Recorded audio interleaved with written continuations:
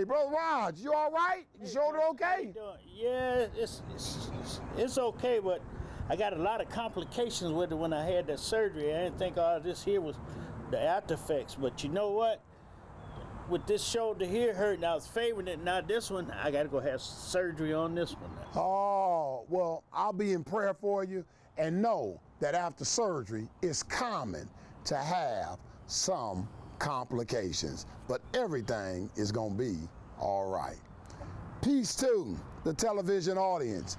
Do you know that anytime you are trying to repair something in your life, there's going to be some common expectations? And I want you to come on into the main sanctuary of the Berean Christian Church as we study Nehemiah chapter number 3. I want to share a message with you entitled Common Expectations When Seeking to Repair Something in Your Life. And thanks for tuning in to A Word for the Time. A word for the times, a word for the times with Kerwin. A word for the times, a word for the times with Kerwin. A word for the times, a word for the times with Kerwin. A word for the times. For a few minutes today, I want to talk about common expectations when seeking to repair something in your life. Common expectations. And in chapter 3, we discover the delegation by Nehemiah. The delegation by Nehemiah. Because it is in chapter 3 where Nehemiah comes up with a strategic plan to get everybody involved in the work. A strategic plan to get everybody involved in the work. And many times when we go through the book of Nehemiah, we never touch chapter 3. We never touch chapter 3. We do chapter 1, we do chapter 2, we do chapter 4. Sometimes we'll do chapter 5, and we always close up on chapter 6 when people are preaching it. But rarely do you see someone preach or teach from Nehemiah chapter 3. And you really got to take a look at Nehemiah chapter 3. You really. Now I'm going to say something here and flow with me. You really got to study Nehemiah chapter number 3, because Nehemiah chapter number 3 is literally one of the most confusing chapters in all the Bible. Did y'all hear what I said? See, you be trying to figure me out. You thought I was going to say it's literally one of the most No, Donnie. It is literally one of the most confusing chapters in all the Bible. It is filled with 32 verses. And what makes this chapter so complex, what makes this chapter so difficult is in 31 of the verses, there are some hard to pronounce names. Come on. Jay, in every verse except for verse 32, there's at least 1 to 3 different names. And all of them are difficult to pronounce. And let me show you what you find when you read this chapter. Let me show you what you find when you read this chapter. Let me show you what you find. You find diversity. Number 2, you find responsibility. This won't show up on the screen. Responsibility. And then number 3, you find tenacity. Diversity. Mom, when you read this chapter, you see that Nehemiah worked with a lot of different people. With priests, with nobles, with women, with men, with tribes. Diversity. But then you also see responsibility. Everybody that worked was responsible for a different section of the wall. I wish I had time to talk about nobody tried to do everything, but everybody did something. Responsibility. And then you see tenacity. Dr. Jason, you see some people who literally would not give up until the job was done. What were the 3 things I told you see in this chapter? Diversity, responsibility. Watch this. And when you have something broke in your life, God is saying two things to you today. Number one, God is saying, quit trying to fix it all by yourself. And number two, Dr. Joyce, God is saying, get the right people to help you. Get the right people to help you. Get the right people. And when you get the right people to help you, in them you ought to look for diversity. Because see, many of us, we only work with folks who look just like us. We only work with folks who are just like us. We only work with folks who can do what we can do. But you need diversity. But you need people who exercise responsibility. Responsibility. They can manage not everything, but they can manage some things. And then finally, you need some people with tenacity. Tenacity. Some people that say, I'm not going to quit until the job is finished. And with the remaining minutes that are left today, I want to share with you what you can expect. What you can expect. Common expectations when seeking to repair something in your life. Because all of us in here have something in our life that breaks from time to time.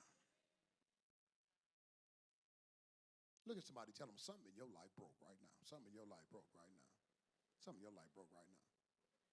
Tell a person told you, take one to know one. That's how you know something broke in my life, because something broke in. All right, grab your outline. Here it is, Nashe. Here it is. Here it is. Here it is. Nehemiah chapter 3. Here it is. I don't have a breakdown for you today. I don't have a breakdown for you today because this is a chapter that's really difficult to break down. Common expectations when seeking to repair something in your life. Number one, here are your answers. You should expect relief from others when seeking to repair something in your life. You should expect relief from others when seeking to repair something in your life. You should expect relief from others when seeking to repair something in your life. Don't miss it, Wayne Wimberly. Don't miss it. Another word for relief is support. Another word for relief is help. Another word for relief is assistance. So what I'm suggesting, Stanley, is that when something is broke in your life, look for some people who will help you. Look for some people who will assist you. Look for some people who will support you. Look for people who will bring relief. All right, here's number two. Here's number two. Number one, you should expect what? Relief from others when seeking to repair something in your life. Number two, you should expect resistance. This is where it gets rough right through here. You should expect resistance from others when seeking to repair something in your life. Now, relief is people helping you. Resistance is people opposing you. And what hurts you and I sometimes in life is you think everybody is going to help you.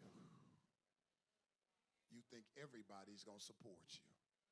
But how many of you have lived long enough to know that in this life, you will have some resistance?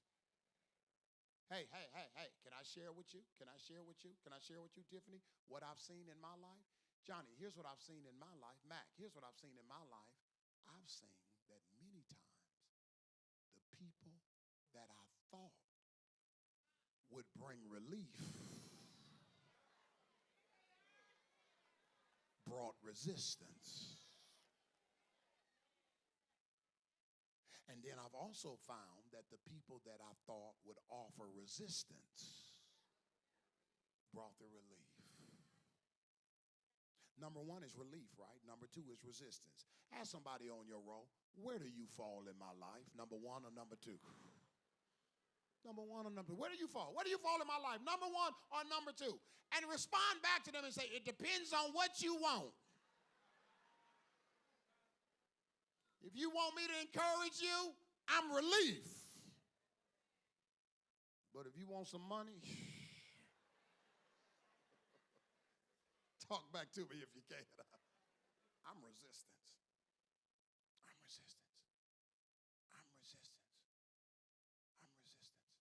got to get this, Mother Davis. From verse 1 to verse 31, the writer talks about 10 gates that they had to repair. 10 gates that they had to repair. And the gates were a part of the wall. So while they're repairing the gates, they're also working on the wall. He talks about 10 gates that they had to repair. 10 gates. I want to put all 10 on the screen. I want to put all 10 on the screen. 10 all 10 on the screen. Put them up on the screen. Here are the 10 gates. Here are the 10 gates to 10 gates. These are the repaired gates that they worked on in Jerusalem chapter 3. Okay? The sheep gate signifies sacrifice. Because the sheep gate is where they brought all the sheep in to be slaughtered. And the sheep gate is a picture of Jesus who was sacrificed for us. And isn't it amazing that the very first gate they talk about is Jesus? Because without Jesus, John Dutan, no other gate matters. Yeah, feel free to take out your phone and take a picture. So the sheep gate is for sacrifice. The fish gate was all kind of fish coming in for different places, all kind of fish. And the fish gate represents soul winning. Jesus says, follow me and I'll make you fishers of men. So you know what Jesus is saying? You know what God is saying? Once you become a Christian and go by the cross and get Jesus, now you ought to start winning others for me. The old gate represents schooling. Because it's about returning to the ancient days of old. Returning to the old doctrines, returning to the things that we should have learned, that have helped us, that has preserved us. So the old gate represents schooling. What does the sheep gate represent? Sacrifice. What does the fish gate represent? The old gate is schooling. Watch this, because there are a lot of Christians. This is good right here. There are a lot of Christians, and particularly a lot of pastors, who don't do well because they always looking for a new fad. A new trend, something catchy. And God is saying, stay with the old things. Stay with the old things. Stay with the Bible. Stay with prayer. Stay with fasting. Quit thinking you always got to have something tricky and new and sensational. Stay with stuff that will build people, grow people, develop people. Old gate is schooling. The valley gate, because it was a gate that led down, it symbolized suffering.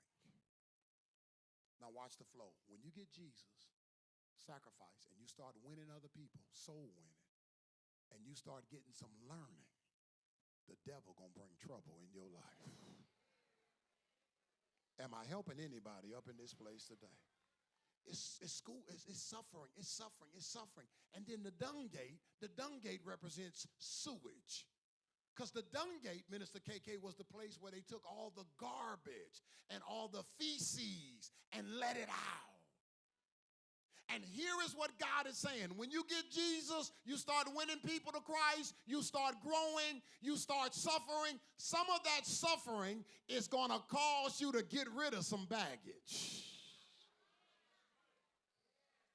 See, you got to quit thinking that suffering is always trying to break you. Suffering can also make you. Boy, I wish I had a real church up in here. Suffering doesn't just demolish you. Suffering sometimes develops you. Some of you are who you are because of what you've been through. And if you had never been through nothing, you wouldn't be as strong as you are.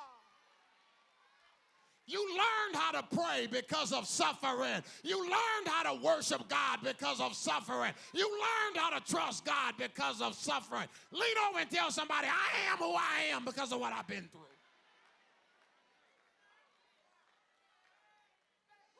Stop being ashamed because bad stuff has happened in your life. If it hadn't have been for some of the bad stuff, you wouldn't know God like you know God. You wouldn't call on God like you call on God. You wouldn't lean on God like you lean on God. You lost your father, you lost a child, you lost a mother, you lost a grandparent, but through it all, God said, I'm still here. You lost a job, you lost some money, you lost a friend, but through it all, God said, I'll never leave you. I'll never forsake you. And now you find yourself saying, can't nobody do me like Jesus. Dung gate is sewage. But the fountain gate is the Holy Spirit. That's what the fountain gate is. It represents the Holy Spirit. Because once you start getting rid of some baggage, you need the Spirit to build you back up. And then the water gate. What's the water gate represents? Sword of the Spirit. That's the Bible. That's the Bible. That's the Bible. And then don't miss it. Don't miss it. Don't miss it. Don't miss. That's the water gate. But then there's the horse gate. The horse gate, it represents scrapping. Because the horse gate is a symbol of spiritual warfare. And sometimes you're going to have to throw down. Come on. Sometimes you're going to have to throw some blows. Sometimes you're going to have to get dirty. But let me help you here. The weapons of our warfare are not carnal. So we don't fight like other people fight, but we do fight through fasting. We do fight through praying. We do fight through holding our tongue. Because some of y'all are like, oh, I can fight. I know. I'm trying to show you a different kind of fight. And then the east gate represents the second coming of Jesus. The east gate. And then the inspection gate represents judgment. I say it represents sentencing. Because one of these days, we're all going to have to stand before God. Watch this. So when you understand these different gates, you now walk away saying that Nehemiah chapter number 3 is literally one of the most exciting reads in all you're getting. And that's what they did in this chapter. Different people worked on gates. And as they worked, here's what they ran into: relief, resistance, resolution. Here's what you do when you're used to relief and you run into resistance. Are you ready for it? I'm leaving on this. I'm leaving on this, Isaiah. Here's what you do when you're used to relief and you run into resistance. Here it is. Keep working.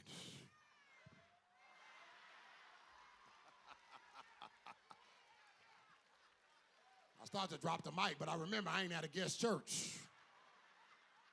We bought these. We bought these. Keep working. Because put up verse 20 and let's close right here. Watch resolution. Watch resolution. Watch resolution. They keep on working. And when they get to verse 20, it says, and next to him was Baruch, the son of Zabbai, who zealously. What does zealous mean? What does zealous mean? Somebody on fire. Somebody with passion. Somebody with excitement. Somebody with tenacity. Somebody that would not quit. If you keep on working, God will send you to somebody that will keep working until you get the job done. God will send you somebody that will replace those that resist you. God will send you somebody that will make up for those that don't want to do nothing. And I want to help you to see that there's always more for you than those who are against you. But those who are against you make more noise than those who are before you. But if you just keep on working, God will send you to the right people to help you.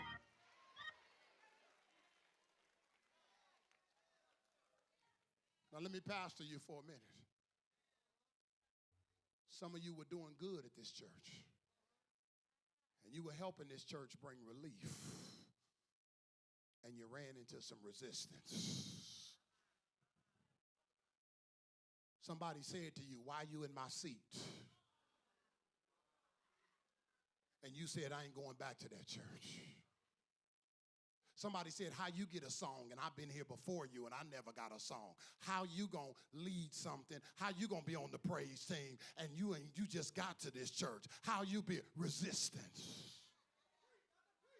And you lost your blessing, and you haven't been able to complete what God was trying to fix in your life because you couldn't deal with the resistance. And you got to get to the point where you tell people, if you mad with my favor, talk to the one who gave it to me. If you upset of how God is blessing me, you talk with God. All I know is I do what he said, I stay in my lane, I complete my assignment, and I just keep on walking. If you got a problem, I ain't got time for that mess. I ain't got time for that foolishness. I'm not here to find out who going with who don't like who did this. I'm here on assignment to do what God told me to do. Tell somebody, stay on your section and mind your business. Resolution don't always come in verse 6. I'm trying to help somebody get back in church. I'm trying to help somebody get back in ministry.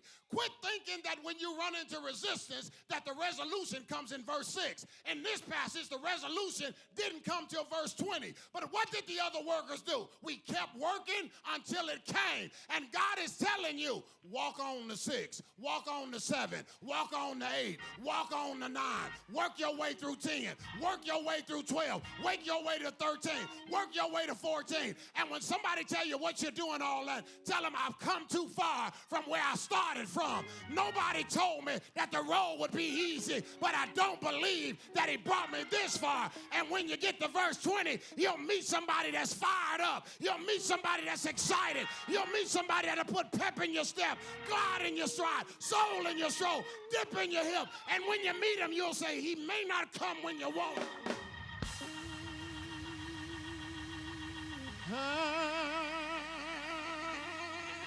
But if you wait on him, look at somebody and say, wait on it. He will fight your battles. Wait on him. Everybody stand and say, wait on the Lord. Anybody know God will see you through? Anybody know God will lighten your load?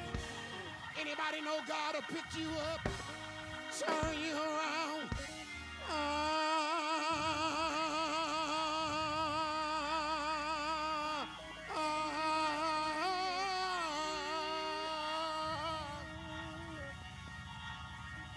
No, he's all right.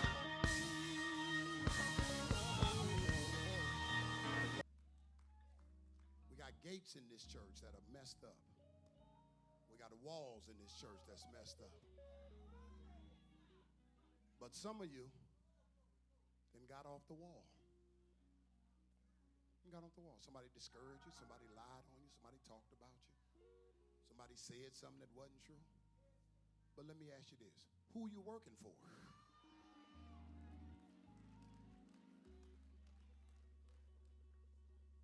Let people know. I don't expect you to understand my glory because you don't know my story.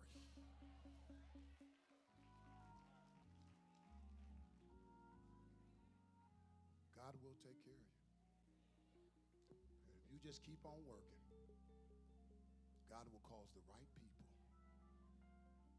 You need people of diversity. You need people with responsibility. You need people with tenacity. That's what God is trying to do with some of you. He's trying to work on your tenacity. You quit too soon. You quit too soon. I was in the dentist's office not long ago, and I had to do a treatment outside of the dentist's office. And the lady said this to me. She gave me the instructions. She told me everything I had to do. Then she said this. And if you get mixed up, if you forget any of this, here are the instructions. And I said, hallelujah. Well, I didn't say it like that. I said, hallelujah. I was numbed up. said, what is it? What is it? I said, that's what I need to tell the members of Berean every Sunday. Here is what you need to do. Here is what God is saying. But if you get mixed up,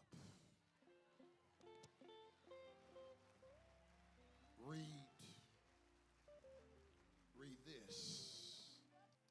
God is trying to tell somebody it's dark in your life. And I want to cut your lights back on. It's dark in your life. You don't have Christ, it's dark. You don't have a church home, it's dark. You need to make some changes. And it's time for you to get back on the gates, get back on the wall. We got one area in this church that needs the most help. One area. We got a lot of ministries in this church, but we only got one area that needs help in this church. And here it is. Every last one of them. There's no area in this church that's perfect. We need help. I want to be your pastor. I want to be your pastor. I want this to be your church. God's been talking to you. You love it here. You come here. You've been lying, telling people you joined here, but you haven't. My pastor, Kerwin B. Lee. Kerwin B. Lee. First of all, let's start with Kerwin. You sound like my brothers, Kerwin. They can't even call my name. I doubt if they my brothers.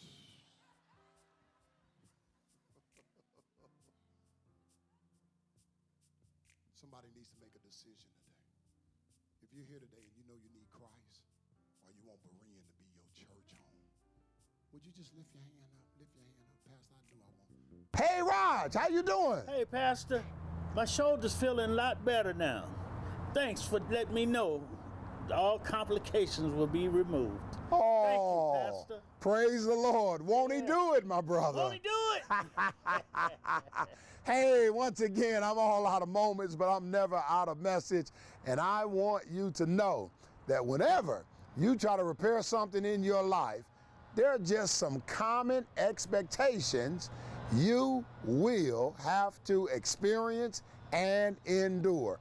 And I would love for you to get this word so that you can have it to play and to pass out to other individuals. Well, once again, that's all of my time. Thanks for your time. And as always, Roger, what have they been watching? A Word for the Times. Thank you for watching A Word for the Times. Berean Christian Church is one church in 3 counties. In DeKalb County, we're located at 2201 Young Road, Stone Mountain, Georgia. In Gwinnett County, we're located at 1465 High Point Road, Snellville, Georgia. In Henry County, we're located at 171 Collier Road, Stockbridge, Georgia. To receive this message in its entirety or other dynamic messages by Dr. Kerwin B. Lee, please call 770-593-4421 or toll free 877-7-ACTS-17. That's 877-722-8717. Or visit us on the World Wide Web at BereanChristianChurch.org.